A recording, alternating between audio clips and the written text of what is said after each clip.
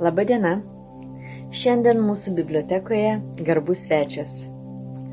Bendruomenės narys, metafizikos mokslų daktaras Vilimantas Zablockis.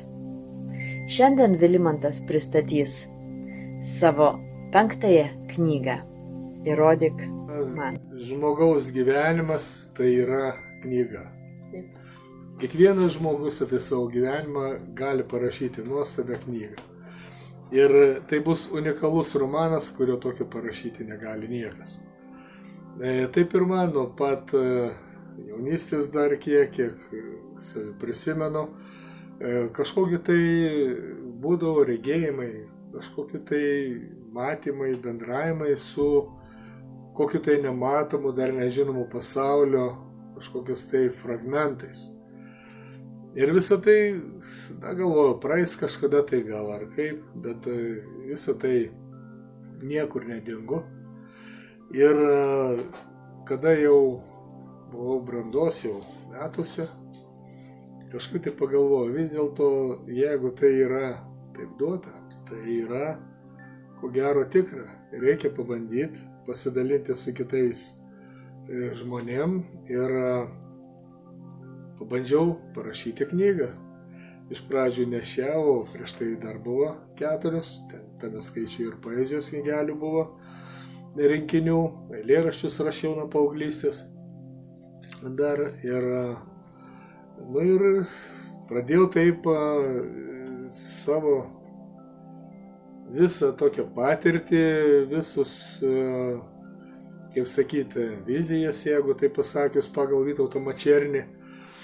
Ir fiksuoti, užsirašydavau, šiaip net nespecialiai tam skirtam kokiam tai knygoje ar sąsiuvinyje, bet atskirų lapų kažkur tai.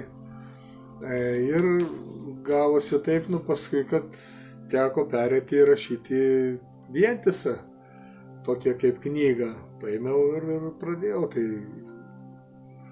dėliojasi, žiūriu, kad ten tokiu gavosi kiekvieną dieną, gal ne kiekvieną dieną, pagal datas taip išsidėliojo, ir gavosi kaip toksai dienoraščio tvarka, chronologinė tvarka. Ir pagalvojau, kad sakau, vis dėlto gal kažką tai sudomins, jo labiau, kad tame laikotarpyje iki 2007 metų, kaip ši knyga pirmą kartą buvo išleista, pirmasis leidimas Čikagoje, tai pagalvojau, kad vis dėlto tai yra duota, tai yra kažkoks tai pas kiekvieną žmogų matymai, kažkas tai turi savo tokias išankstinės mintis įvairias. Ir po to buvo pertrauka ir vėliau, dabar kaip pastaraisiais metais, 20 metais, išleidau toliau su papildymu tą pačią knygą, ir gausi sumai kaip 25 metai ją rašęs. Ir pats kai paskaitau, tai tiesiog viskas atsigamina, tiesiog visi tie įvykiai, visi kurie tenais įvyko ir kurie, aišku, dar neįvyko, o kurie dar įvyks. Ir mane patį domina ir iki šiol, ir visą tai nenutrūksta niekur nedingsta, ir tik tai tiek atlieka atmintyje. Tačiau kažkaip retkarčiais dabar pafiksuoju atskirai, gal ateityje dar kažkur tai taip pristatymuose knygos ar dalyvavimuose, renginiuose įvairiuose, tai taip ir pašnekėsim tom temom. O tai knygos pavadinimas Įrodyk man. Ką tai? Įrodyk man, tai kažkaip tai pasirinkau labai nesunkiai, nes nuo pat, kiek aš žinau ir kiek visi tie regėjimai būdavo, aš juos atmesdavau, kad tai netikra. kad tai yra kažkas tai ne taip, kad taip, mūsų gyvenime to nėra. Ir žmonėm tai nereikalinga, jie nesupranta. Ir aš iki šios dienos esu skeptikas.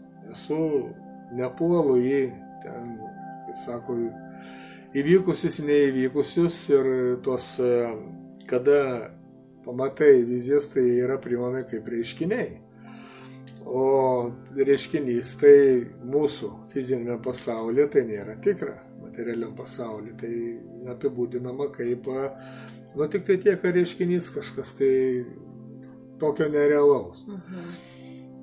Ir visą laiką, kiek būdavo mano meditacijose ilgametėse, tikrai iš tiesų daug metų jau kada ir knygos rašymas prasidėjo ir pirmasis leidimas, tada iki pirmojo leidimo, aš jau turiu tokį meditacijos, kaip pasakyti, stažą, jeigu daugiametį ir, kai sako, galiu ir pasidalinti, ir savo patirtį pateikti, o jeigu reikia, ir pasiginčyti, ir, kai sako, su kai kuriais kitais, kurie galbūt dar mažesnį stažą turi ir patirtį tą, tačiau jie žino daugiau. Tai ir įrodyk man, tai tiek, kad kiekvieną tokią meditaciją, kada jau pasijungiau kontaktui su gretima erdve, su kvantiniam substancijom, su esybiam šviesos atstovais, tai visas mano būdavo, išklausydavau kantriai ir visada jau prašydavau, įrodykit man, kad tai esat jūs, kad tai tikra, kad tai... Ir gale knygos aš jums padėkoju. Ačiū jums už kantrybę daugiametę, kad jūs turite tiek kantrybės ir dirbti su manim, tai taip įrodyk man. Įdomiai. Ja. Ir po šiai dienai jūs medituojate, ir po šiai dienai vizijas yra? Taip, kaip. Aš meditacija mano yra jau įaugę į mane, tiesiog į kūną ir be jų praktiškai tai yra neįmanoma, tai yra kaip gyvenimo būdas. Šio knygoje taip pat esu įdėjęs ir žymių žmonių, kurie mano gyvenime paliko didelį tokią patirtį ir susidomėjimą. Ir beje, aš tą knygą esu dedikavęs Vydūnui. Tai yra Kauno Vytauto Didžiojo universiteto garbės daktarui Vilhelmui Storostui Vydūnui, gimusiam mažoj Lietuvoje, neįprastos drąsos, valios ir kuklumo žmogui, filosofui, rašytojui, publicistui, kultūros veikėjai, sveikos gyvensenos ir holistinės medicinos pradininkų ir praktikų Lietuvoje ir Europoje, jo gimimo 150-mečio atminti.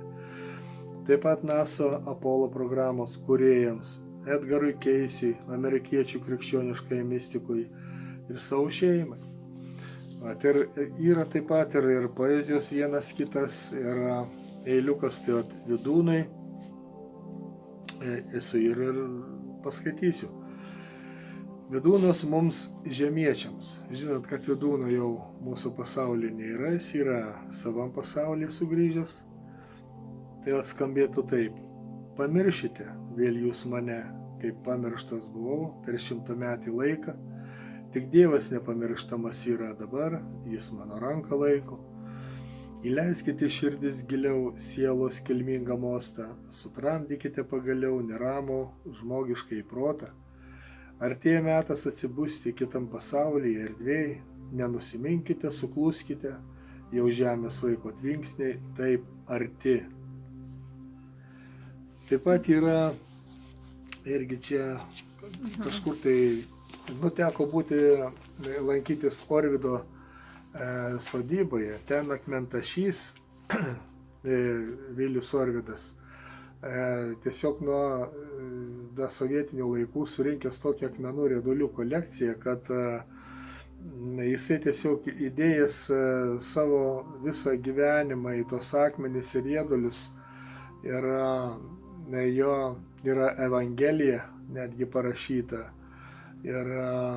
odė himnas meilė iškaltas ant akmenų. Ir galiausiai liko 14 dienų iki jo 40-mečio. Taip atsitiko, kad dirbdamas prie vieno akmens jį apdirbdamas, jisai sukniuvo. Ir akmenį jisai padovanojo savo gyvybę. Dabar lankytojai, kurie ten apsilanko, uždega žvakeles atminčiai, jo kaip nuostabiam žmogui. Ir yra ir tenka susitikti su įvairiais žmonėmis, ir su mokslininkais, ir susirašinėti, ir kaip ir rašytojas esu, ir mokslo žmogus, visuomenininkas, teko įkurti dar 2017 metais Lietuvos menų ir mokslo asociacija Vydūno šviesa, taip pat kaip ir prezidentas, vadovas. Turim filialų visoje Lietuvoje, turim ryšį, tai sako visur, ir nuo darželio vaikų, kurie yra ten ir mūsų tarybos narės pedagogės, ir daugiau yra žmonių, kurie ir nusipelnusios, net yra iš Aukštaitijos, kur dirba būtent gražiai, be fanfarų, be jokio triukšmo, tęsim vidunistikos tematiką, taip kaip žmogiškumo pradme, nes Vydūnas jisai yra ne tik, kad kaip autorius, kaip rašytojas ir keliasdešimties tomų knygų parašęs, jisai yra būtent kaip išlikti, kaip apie žmogaus visą būtį, apie jo visą esybę šiame pasaulyje, taip pat ir anapus. Ir jis pats kaip žmogus yra nepaprastai mįslė, kadangi ir mano tikslas yra gilintis metafizinę prasme, ne archyvarinę, ne archyvų prasme, dokumentiką nagrinėti, jo ten darbus, jo ten gyvenimą, bet taip kaip metafizikui į jo žmogų. Į žmogų kaip į kūną, kaip fizinę prasme materiją. Ir jisai gimė, iš tėvo perėmė tuberkuliozės ligą. Klausimas, kodėl jis nemirė gimdamas, kodėl nemirė kelių metų, keliasdešimties. Ir sulaukė vos be gero mėnesių dviejų, sulaukė 85-mečiui. Atsitiktina avarija, ten motociklistas užkliudė gatvę einantį senuką, kojos kelį sužeidė. Pasėdėjo žmogus ant šaligatvio sausio mėnesį, žiemą, viduržiemį, ir plaučių uždegimas ir išėjo. Bet jis, kaip rašo, prisimena apie save, kai jis nuo pat kūdikystės, jis nematė savo viduj organų, kad tai, kaip mes žinom, kad ten yra širdis, ten yra plaučiai, kiti organai, jisai matė šviesą. Šviesos kamuolį pas save viduj.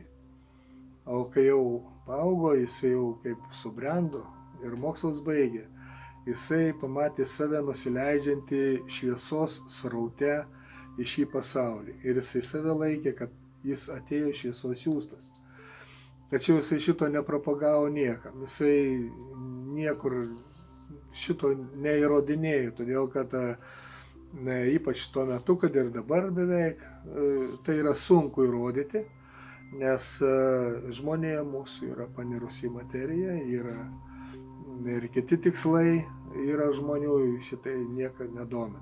Čia gali dominti tik tai žmonės, specialistus, kurie šitai pateikia kaip ypač dabar kvantinės fizikos specialistus mokslininkus, kurie jie yra įrodę taip pat ir jau galima sakyti ne 100 metų, nuo 1923-1926 metų tame tarpe įrodė, kad tai yra fotonai, kad tai yra šviesos rautai, taip pat jau tuo metu fizikai, mokslininkai rodė, kad yra dabar toli nuėję yra mokslininkai, tačiau dar iki žmonijos, kol pasieks, tai gali tik tai pavieniai žmonės, sako, tik tai pasakoti. ir pateikti žmonėms kitiems supratimą. Bet tokių žmonių kaip jūs turbūt yra ne vienas ir daugiau, tai galbūt jie bijo, nedrįsta dar kalbėti apie tai ir... Taip, be abejo, kad yra. Ir yra labai atsakingų žmonių. Yra atsakingų ir yra mokslininkų, yra ir vadovų, kuriais pasitikė mokslo pasaulis. Bet jeigu jie pradėtų kalbėti taip, ką aš kalbu, jie netektų darbo pirmoje eilėje. Ir tai būtų kaip, reiškia, mokslinis paslapties ar panašiai išviešinimai, ten atitinkamai atsilieptų jų karjerai ir ateičiai. Ir jie, aišku, įnikę dirba labai stipri visam pasaulyje. Ir kaip visada, dažniausiai kaip yra, Lietuva mes randamės dar, kaip čia gražiai pasakius, kaip pily užsibarikadavę, kaip pily taikos metu. O pasaulis tai yra pakankamai toli nuėjęs. Aš pats esu baigęs ir metafizikos mokslus, būtent ir bakalaurą, magistrą, ir daktarų turiu išsilavinimą Amerikoje, Jungtinėse valstijose, universitetinį išsilavinimą. Tai būtent tenais yra gana atvirai ir visos šitos naujienos tokios nepaprastai sudomina. Yra ir institutai įkurti. Ir dažniausiai tos mokslo įstaigos yra steigiamas tam, kad įrodyti žmonėm, kad taip atsibuskit pagaliau, patikėkit, kad tai yra tikra. Bet, žinot, čia ateina laikas viskam. Ateina laikas viskam ir ne tik, kad nuo žmogaus, sakykime, veiklos, aišku, dabar labai didelis dėmesys kreipiamas klimato kaitai. Ir vienu žodžiu daugiau ten įvairiem tokiam visokiam dalykam, kur yra pasiekmės viso to. Tačiau prieš 2 metus pastebėjau vieną dalyką, kad mūsų saulė jau švyti baltai. Baltai švyti taip kaip švyturys, kaip švyturio lempa naktiniam dangui vandenyne. Ir tai jau nebe gelsva saulutė. Mes esame kaip dar liudytojai gelsvos saulelės, dar galim prisiminti, kad tai buvo tokia saulė. Tačiau praeis dar keletą ar keliolika metų niekas nepatikės, jaunoji karta, kad tokia saulė buvo. Tačiau taip, jinai kūreno vandenilę, dabar kūrena, jos kuras yra helis. Ir visa tai eina pagal kvantinius ir šviesos visus dėsningumus ir visą tą tvarką, tai yra atitinkamai fotoninės juostos, fotoniniai srautai, kurių yra ir dažnis, ir banga atitinkamai, ir tų dalelių molekuliarinė sudėtis jau yra kita. Ir čia ne žmogaus yra veiklos įtaka, kad pakeisti saulės šviesą. Tai tik tai tiek, kad mes ne visi tai matom, o galim pajausti. Meditacijose, taip, daugiametėse meditacijose, aš ir dabar nepertraukimai kiekvieną rytą basom kojom, nesvarbu, mane žmona vadina sniegų žmogum.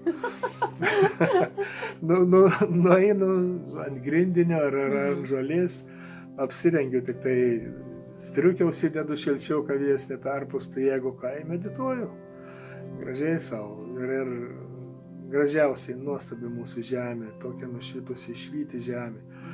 Toks švitėjimas laukia permainos, tiesiog neišvengiamas permainos susijęs su visa galaktika. Aš noriu pridurti, kad šią knygą galite įsigyti Gargždų knyginėlyje ir mūsų bibliotekoje. Tai yra Klaipėdos rajono savivaldybės Jono Lankučio viešosios bibliotekos Dituvos filialė.